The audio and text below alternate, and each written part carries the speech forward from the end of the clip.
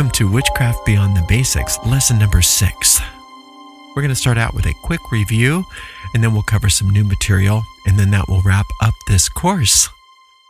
When doing your daily work, I've specifically given you a morning meditation, an evening meditation, and an orb of light meditation to use at some point during the day. This is not arbitrary. I want you to get used to directing your energy throughout the day and then completing your day by clearing out any unwanted experiences from your mind so that you can start fresh the next day. And this also makes your sleep more restful and more productive. You'll notice that you'll start using this practice more and more, and your deep mind will utilize it to solve your problems and work on your goals. If your mind is busy with daily stress and unresolved issues, it won't have the capacity to focus on your goals. So take a few moments at the end of your day to review and neutralize any unwanted feelings. Use the orb of light to help keep you feeling at peace during your day, and even rethinking your day as you would have it be. This teaches your deep mind to handle situations better. If you've received some bad news, for instance, imagine receiving good news instead. Your mind will start to work toward this new reality. Ending your day this way is so powerful, and it helps to attract what you do want in the future. Remember that orb of light meditation during the day can be done any time. You can't overdo it. You can use it for your spell work, but you can also just use it for relaxing and unwinding. I've included an extended version of the Orb of Light meditation in your downloads for those times when you want to really take some time and work with this. It's the same meditation, but I've added an additional half hour's worth of meditation music so that you can extend your practice if you want to use the recording. You don't have to overdo it or go too fast. You can aim for maybe 20 or 30 minutes of relaxed meditation within the Orb of Light every day. And if it takes time to build up to that amount, there's no rush. And once you've done 20 or 30 minutes a day, then maybe consider doing 2 of those a day, little by little, building that up. You don't want to overextend yourself to the point where you feel stressed about finding the extra time to meditate. We don't want meditation to be a point of stress for you, obviously. Take it a little at a time, and as it feels good, extend it. Regarding your daily routine, I encourage you to include mirror work and the 3 meditations for a while, not just during the 6 weeks, but extend that for some time and get to the point where you have long-term benefits with those practices. So maybe commit to doing this for another 2 or 3 months if that sounds interesting to you. Your morning and evening meditations only need to be about 2 to 4 minutes long. Also, keeping your magical diary and jotting down 1 or 2 things that you are grateful for each day is something that is a good idea to extend into a regular daily practice. You want to begin reviewing your practices and notice which ones you tend to skip or avoid. And this isn't because you're being bad or wrong, it's just something to notice. Understanding why you might avoid certain things. Write down the reasons why you're avoiding certain activities and if those reasons are something that are hindering your goals. For example, you might be avoiding your morning meditation because you don't think you have enough time. But if you dig deeper, you might notice that you believe that you shouldn't control how your day goes. Reflect on why you feel that way and where you learned that from. This understanding might help explain to you why you struggle with other goals, like financial goals or relationship goals, etc. If you think that meditation is boring, ask yourself why. Maybe it's uncomfortable for you to just sit with yourself doing nothing. Explore why you feel this way and why you don't like sitting by yourself with yourself doing nothing. Maybe you don't even like yourself. Maybe you might not be motivated to like yourself. But then if you don't like yourself and aren't motivated to like yourself, then you probably aren't having any experiences of happiness either. This is important information to have and understand so that you can make choices better. If you simply don't enjoy a specific exercise, you can always find an alternative way of performing the exercise that achieves the same goal. The tools that I recommend in this course are tools that work well for me and many other people, but you might find other ways to do those things that suit you better. I'd like to go back for a moment to what we discussed in week 1 about superstition in magical practice. I've noticed that many people often start getting superstitious without even realizing it. They might think, oh my gosh, I didn't have a blue candle, everything's ruined. Or I used the wrong planet, or I used the wrong hour, now everything is messed up. But that's not the case. Using older traditional methods definitely can make your practice deeper, and you are connecting to the Akashic records when you do that, and that's wonderful. For instance, if you use incenses or herbs or powders or washes, it's wonderful to add that kind of Akashic archetypal power to your work. It can open up ancient doorways. However, if you never use incenses or washes or oils, and you just focus on relaxing and visualizing your goals or writing your goals or speaking them into existence, you're going to be just fine. You don't want to get superstitious when you start to incorporate other tools. If you use those additional tools, keep improving your basic skills in the craft too. You don't want the incenses to somehow replace visualization. You don't want to use powders and herbs as a substitute for relaxing. Your work will be effective no matter where you are in your development as long as you cover the basics. As you progress and decide to use other tools, you want those other tools to enhance your basic skills. If a particular technique in magic isn't enjoyable to you, just set it aside for now and focus on something that you do enjoy, or figure out what you don't like about it and see if it's just your personality blocking you. Whatever it is, don't just put up with something that you don't like. Figure it out. I want to talk a bit about the power of the spoken word, affirmations or incantations, however you want to use the spoken word for your magic. Sometimes things have to happen just in the moment, on the fly. Regardless of the moon phase or the day of the week, stuff comes up and needs to be taken care of. Often, you're dealing with immediate challenges, and you can use magic for those times. And the spoken word is often the best way to deal with those things. If you can't speak out loud, you can always speak out loud silently in your mind. When you're thinking an affirmation or an incantation and you can't say it with your physical voice, you can hear it in your mind as if you're intoning it with a very clear, loud spoken sound. If you can't speak it out loud, you want to hear it as if you're incanting it out loud. But if you're alone, you can just use your voice. And it's a good idea to speak aloud.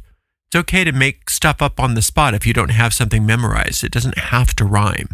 For example, if you're on the freeway and somebody's driving erratically, you could say, I am perfectly safe here and now. I am safe. My car is safe. My body is safe. My mind is safe. And you can keep repeating this until you're out of any sense of danger. If you've been working on a spell and you notice negative thoughts are undermining your work, you can use an incantation or quick affirmation to flip your mindset immediately. This way you avoid undoing all your hard work and you break up those mental habits that are bringing up that situation. For instance, if you were doing a spell to get a job, make sure to maintain a positive attitude about that job. You can think affirmations and chants whenever any kind of doubt comes up about the job. If you've done a great spell, but then you go to the job interview and don't get the job, you might find yourself thinking, oh, I knew it. I'm never going to get a good job. Catch yourself right there and reverse that thought. Marion Weinstein used to say, take that out of the law of cause and effect. If you notice yourself saying something that negates your spell, just say immediately, I take that out of the law of cause and effect, and then rephrase it in a positive way that you do want it to be. Like, I am now gainfully employed doing something I love to do. I am now gainfully employed in the perfect job, at the perfect company, for the perfect amount of money, the perfect hours. The perfect job is mine. Employment is mine, etc. Use this power anytime that you're presented with a situation that needs immediate magical attention, or if you notice yourself negating your own efforts. Now, in regards to Marion Weinstein's take that out of the law of cause and effect, you can shorten that to take it out of the law, or I take that out of the law. You can't monitor every single thought that you have. There's just too much going on in the mind, but you can monitor what you say. So you start by not letting yourself say things that you don't want in your life.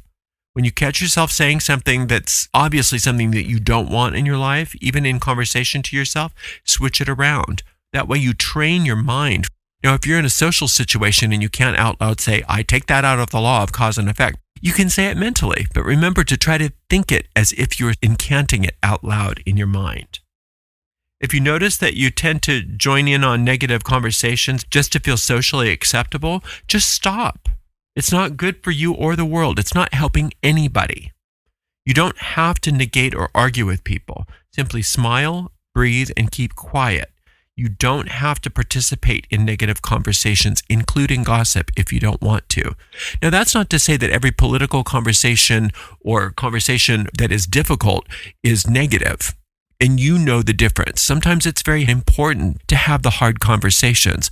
I'm talking about going along with bitching and moaning and hard times and things like that. You don't need to do that. And you definitely don't need to participate in gossip. When you gossip, it's a misuse of your words. And the more you misuse your words, the more your deep mind thinks that you want those kinds of things in your life. Your deep mind doesn't differentiate. In your deep mind's world, it's all you. They're just projections of you as far as your deep mind is concerned. Just like in every dream, every character represents you. That's how your deep mind operates in all ways. So if you speak negatively about somebody, your deep mind is thinking that that's how you feel about you. So it's no mystery why negative things start happening to us when we speak negatively about others on a regular basis. Your deep mind does not understand the concept of other people. It only knows me. The written word is another very powerful way to use your words.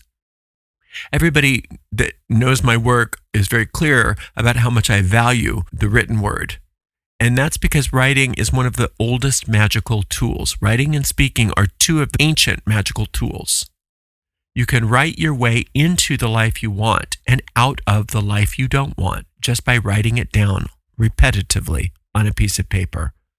This is why I love written goals, written essays, written diaries, written journals.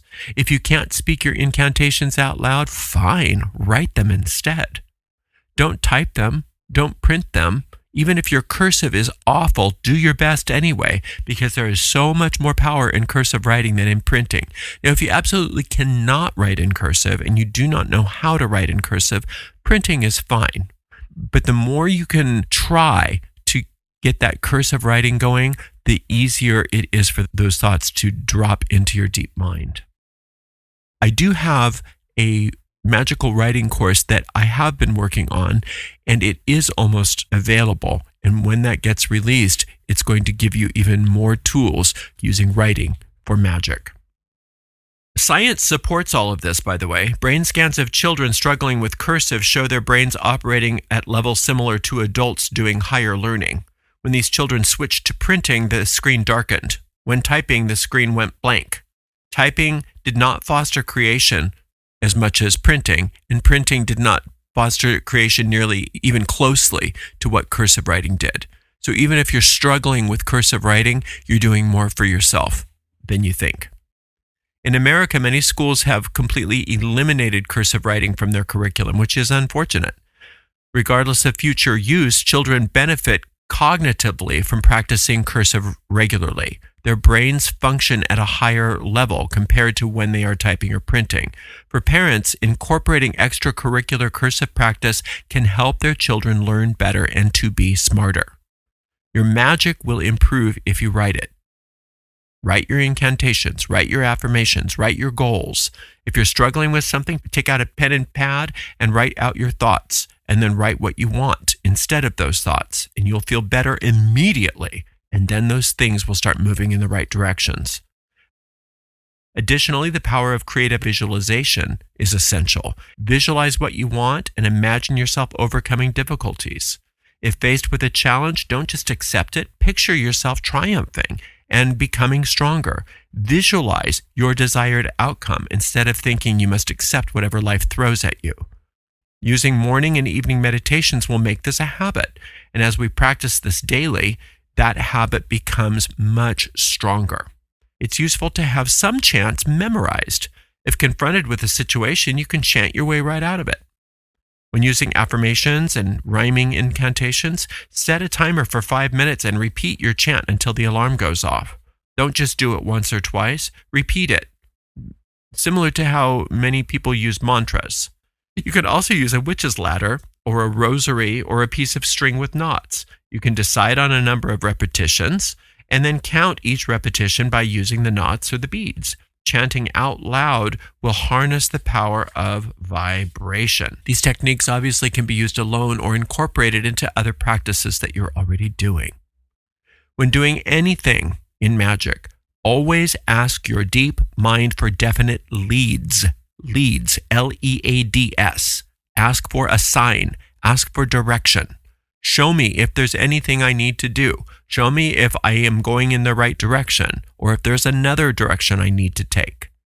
Ask it out loud if you can, and you will receive your answer. Be open and remind yourself that the universe is showing me now.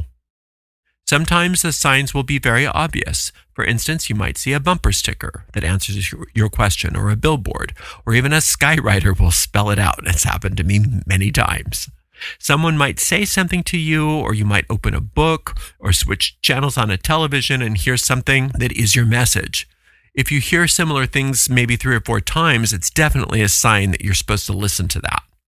I prefer signs that come naturally to me over divination and tools like tarot cards. Not that those don't have their place, but when I'm in the mindset of a spell and I ask for a sign and then immediately turn to my tarot cards, I'm more likely to misinterpret them due to fear or wishful thinking. However, when I'm more detached and going about my daily life, signs that come to me when I'm not expecting them, those tend to wake me up to the truth much more readily. And that's just my personal experience, and you may experience things differently. 3 things in magic we're discussing: visualization, writing, and speaking. Then there's also relaxing. I recommend that you not only review this class as you progress, but that you also revisit the Witch's Primer, especially those power-based exercises. Schedule time to recommit and redo those energy bodies from the primer. And you'll notice that you understand them at a much deeper level after doing some of this intermediate work. And it will greatly empower your efforts to go back and revisit that. These practices complement each other, so it's not about graduating from the primer, but deepening your understanding and experience with the primer each time you go through it. Remember that with magic, we want to keep a light touch and we want to have fun. Approach it with ease and allow space to breathe. Not being obsessive or worrying about making mistakes. The universe isn't going to hex you if you make a mistake in your magic. The way I teach magic is extremely safe, and if you follow the basic principles, you will not only be safe, but effective. You're operating in a different realm than those people who use magic manipulatively. Your focus is on self-improvement and by extension, improving the world. When working magic at this level, things aren't dangerous. Instead, everything becomes wonderful and easy and fabulous. So take it easy on yourself and don't worry about making mistakes. Do your best, yes, but be okay with making mistakes. Think of it like practicing a musical instrument. Of course you want to do well. Of course you want to do the best you can. But of course you're going to make mistakes. And you'll make a lot of mistakes. So when you're struggling with a part of a musical piece, you would slow it down and you'd go more carefully over and over that. And then you'd gradually pick up the tempo again. Eventually, you will have mastered that piece. And not only will you have mastered that piece within the context of that piece, but you will have mastered that skill that was lacking in that piece so that it could be applied to other pieces of music. The same thing goes with magic. You keep practicing and removing those mistakes. Correcting the mistake is part of the fun. You're going to make mistakes, you're going to correct them, and then you have a new skill. Isn't that nice? Now, in magic, there's also a point where you need to stop focusing on your goal. And I can't tell you exactly when that is, but you will know. If you're not getting results and you're feeling anxious, impatient, disappointed, frustrated, and you keep coming back and checking whether it's happening, looking over your shoulder, is it here yet? Is it here yet? That's the time to stop. If you've done the basic steps correctly, your deep mind understands what you want. The frustration comes not from the magic not working, but because you're blocking it. So just let go. Forget about it. Before you let it go, just revisit the essence of why you want it in the first place. Now, that comes to a big part of what this lesson's about, and that's the essence of your spell work. I've provided you with a small list in your handout of common essences. This isn't an exhaustive list, but it does include some very common ones like abundance, acceptance, consecration, energy, faith, forgiveness, generosity, good, harmony, integrity, intelligence, light, love, peace, perfection, power, prosperity, release, security, serenity, spirit, strength, tranquility, trust, understanding, wisdom, etc. You might think that you just want money, but you don't want money. You want what money's bringing you. Maybe for you, that might be peace and relaxation about your bills, happiness, joy, luxury, opulence. Those are the essences of what you want. The money isn't an essence. If you're seeking wealth, success, abundance, and prosperity, you want to identify those things rather than just saying, I want $600. When you start doing the extended orb of light meditation, take a word into your meditation that is the essence of something that you are working on. Focus on the light of the orb and that word repeatedly, feeling the quality of that essence. For instance, happiness. What does that feel like? You're going to spend some time in the orb of light with that single concept of happiness for 10 or 15 minutes, or even 5 minutes, experiencing the essence of what you want. The key is to become so wrapped up in the essence that you forget about your physical goal. When you deeply experience and feel the essence of something, it becomes a reality in your mind. A bit of this practice gives your deeper mind enough leeway to start manifesting things for you. And very frequently, you're going to get things that are so much better than anything you came up with in your visualizations. If you notice yourself constantly looking over your shoulder, hurry up, be gentle but firm with yourself and say, stop. And then recall the feeling that you had during that orb of light meditation and just be present in that quality. Let the spell go. Don't overthink it. Trust it and have faith that it's on its way. You'll find that things work out for you when you let go of how they're going to manifest. You've done all the work. It's done. Now it's time for you to move on and enjoy your life and know that the most perfect manifestation is on its way at the perfect time. Engage in some other activity that you like. Keep yourself busy with something you enjoy to get your mind off your spell. If you're trying to get out of a troublesome situation, this is especially true. Stop thinking about it. You've already done the work. I know it might sound irresponsible, but it's not. Your deep mind won't allow you to be irresponsible. You will take care of business, but don't obsess over it. This way, you are going to allow the manifestations to happen beautifully and organically without your negative thinking sabotaging the whole thing. For instance, if you have bills to pay and you've written that out, maybe you've done a spell to pay your bills, you've addressed this with your deep mind, you've gone through some sort of magical act, and your deep mind isn't stupid. It knows. It knows how to keep your heart beating, it understands how to keep your lungs breathing, and it understands how to pay your bills. So once you've told it what you want, you need to let it do its thing. Often we keep asking, where is it? Or it's not happening, which confuses your deep mind. It takes your emotional energy as a command. And if you keep expressing negative emotions about what's going on, it thinks that's what you want. So after doing all that hard work, don't undermine it with doubt and negative energy. If you're already having negative experiences with something like your bills, there's a mental pattern that you've established for that. When you tell your deep mind to do it differently, but then you revert to those old habits, your deep mind thinks, oh, I get it. We're sticking with the old status quo. Got it. So it'll just maintain that same pattern and nothing will happen. When you notice that this is happening, it's so important to shift your focus. Take one of those essences that we just talked about and consider what you truly want with your money. Is it peace, abundance, whatever it is, and use this in your orb of light meditation. This is a much better use of your time than worrying about whether your spell is working or not.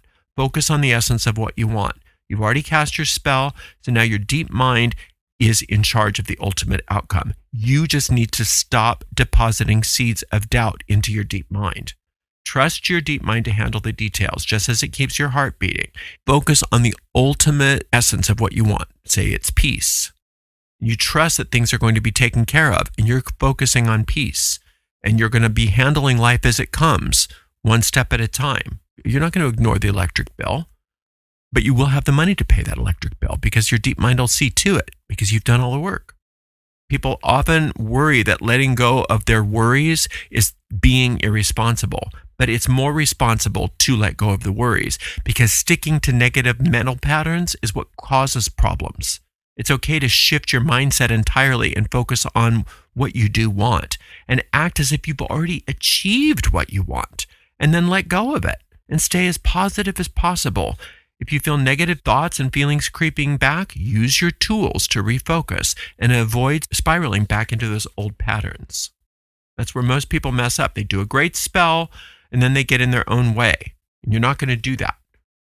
I want to share one more concept here. Back in the medieval era, there were a lot of persecutions going on of people who practiced magic. It was a very dark time spiritually, filled with fears of going to hell, being burned at the stake.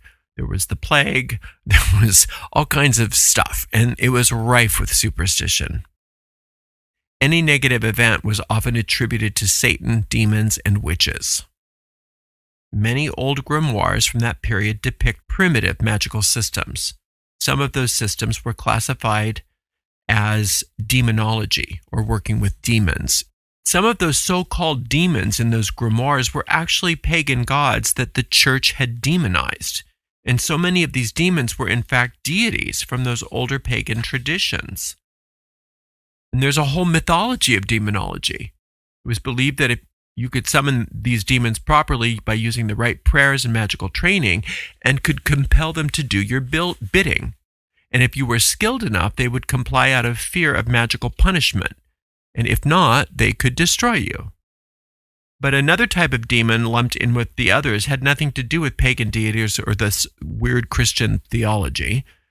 These demons were inner parts of the magician's personality that conflicted with their goals. This concept didn't start with medieval magic. It's actually much older. It involves identifying and reintegrating conflicting parts of one's personality to avoid self-destruction and to progress on one's goals. Later on in psychotherapy, these inner entities were often called things like sub-personalities, which are different than a multiple personality disorder. Everybody's got those sub-personalities within them. Psychologists and Jung also spoke about different parts of our being as these in different terminology. In magical practice, working with these parts of ourselves is very powerful. There's nothing to fear. It's actually wonderful, and it makes you feel good. And we go into it in great detail in the course called Dark Magic. Parts of you have fragmented since childhood based on decisions that you've made, and these parts act like old computer programs repeating the same program over and over and over again. You can access and reprogram these fragments to work for your benefit instead of working against you. And I refer to these as personality facets, not as demons or subpersonalities, as those terms are rather misleading, I think. Think of yourself as a beautiful gem with many different facets, some of which need polishing or recalibration. I've provided a meditation to help you work with these personality facets. If you've been doing your mirror work, you'll realize that no part of you is inherently bad. Every part of you is trying to do something good for you. Even people who have done horrible things were trying to get their needs met in the only way they understood. With better tools and better understanding and a healthier mind, they could have gotten their needs met in a very positive way. And that's what I love about this kind of work. It helps us to do just that. I've given you a recorded version of this. So to start, you get into a relaxed state of mind, you do your orb of light, and then you call upon that part of you that is at odds with your goal. You will notice that this part of you is very eager because it's been ignored for so long, and it's very happy that you're paying attention to it. It thinks it's doing good things for you. It doesn't know. It's like when a cat brings you a dead bird, it doesn't realize that you don't want a dead bird. It thinks it's doing something good for you. Luckily, we can train our personality facets much more easily than we can train a cat. This meditation will have you meet on the same mountain that we always visit at the beginning of our regular lectures. You go to that sacred fire, this facet gets excited about the sacred fire. There are other high-level beings there, like druids, angels, masters, or magicians, representing the higher forces of the universe. You take this facet into the sacred grove and look down at the world below the mountain and show it what your life looks like from this perspective. You tell it what your goals are, and you explain to it what you're trying to achieve now versus what you were trying to achieve when this facet was first created. And you ask it if it would be willing to help you in a way that aligns more with your goals. It always says yes because it loves you, because it's a part of you, and it wants to help you. Then you discuss how it can serve you in a new way that aligns with your goals, and it gets very excited. Then you take it back to the sacred fire and you allow the fire to transform it. You notice how it changes, how it grows, how it becomes more beautiful, and then you ask if it's ready to be integrated back into you. And you put it into your heart, becoming one with yourself again, with a new perspective. And you know that you can always work with this facet again in the future. It's a lovely, gentle meditation, and it's included in your homework. You will start noticing wonderful shifts in how things manifest for you when you work like this. If you're having difficulty getting things to work for you magically, do a personality facet meditation on it. Work with that facet. You can work with the same facet repeatedly if necessary, or a new facet might show up each time. There may be many parts that need integrating, and that's fine. You can't overdo this because you're retraining your mind. You're essentially saying to each facet, thank you so much. I appreciate your help. Now, how can we achieve what you're trying to do in a way that aligns better with our goals as they are now and helps us integrate more fully with each other? Eventually, you'll be able to do it on your own without any guided meditation if that's easier for you. And the same goes for all the meditations, including the Orb of Light. You don't have to feel tethered to the recorded meditations unless you like using them. I'm just a temporary guide here, so you don't need me. I'm here to help you to develop some skills, and once you have them, you can go off on your merry way. I so appreciate you, and I hope that this course has been fun, effective, and powerful for you. And we will see you at our next course called Advancing Your Craft. Until next time, blessed be.